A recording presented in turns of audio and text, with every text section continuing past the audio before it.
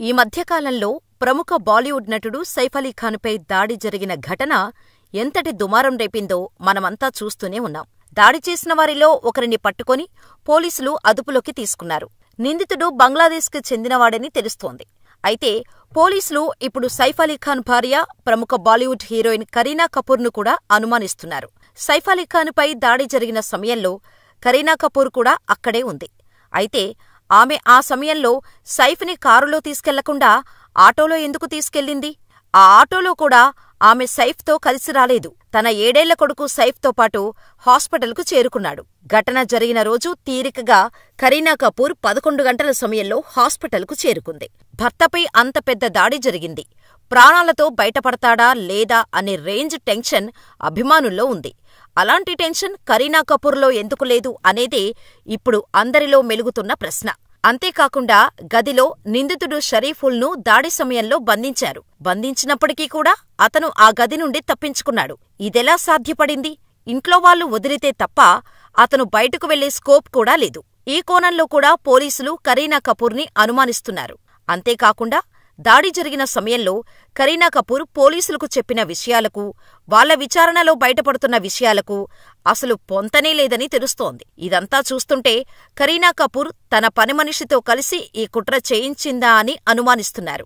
దీంతో త్వరలోనే కరీనా కపూర్ను పోలీసులు మరోసారి విచారించే అవకాశాలు ఉన్నాయి. సొంత భార్యపై హత్యాయత్నం చేయించేంత అవసరం కరీనా కపూర్కు ఏం ఉంటుంది?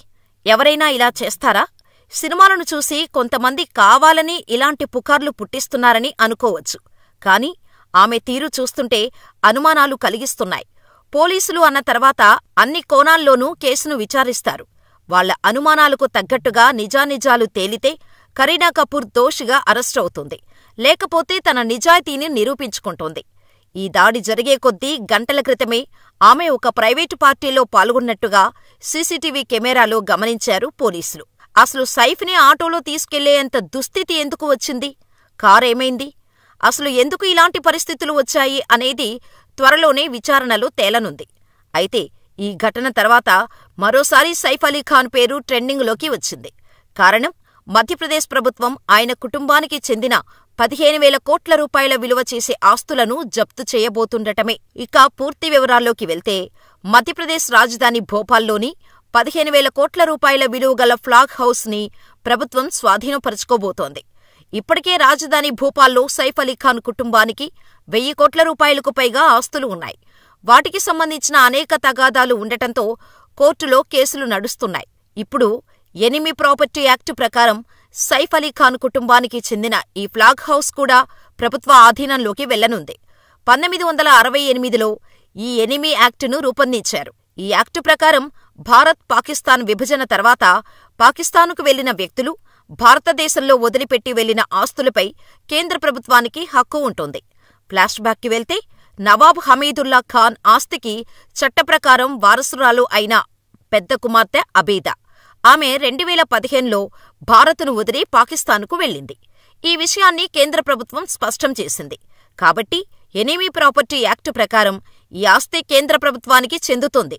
అయితే నవాబ్దు 2వ కుమార్తె సాజిద్ సుల్తాన్ వారసులు సైఫ్ అలీ ఖాన్, షర్మిలా ఠాగూర్లు ఈ ఆస్తిపై తమకు హక్కు ఉందని కోర్టులో దావా వేశారు. దీనిపై త్వరలోనే కోర్టు నుండి సంచలన తీర్పు రానుంది. చట్టప్రకారమైతే ఈ ఆస్తి సైఫ్ అలీ ఖాన్కు దక్కే అవకాశాలు దాదాపుగా లేనట్టే. వరుసగా సైఫ్ అలీ ఖాన్కి ఇలాంటి సంఘటనలు జరగటం ఆయన అభిమానులను షాకుకు గురిచేస్తోంది.